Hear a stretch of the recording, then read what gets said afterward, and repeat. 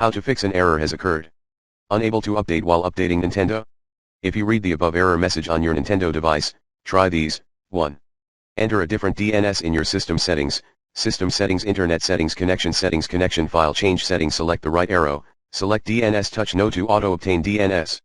Go to detailed setup, try some third-party DNS server on the web. Save the change you made, then try up.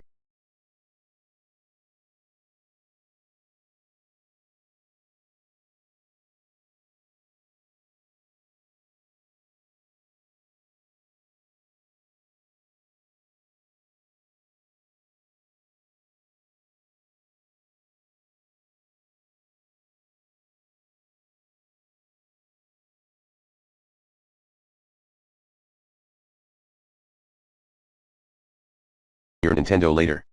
2. Try disabling router firewall, if any. Hints: 1. D-Link users, check out the advanced menu.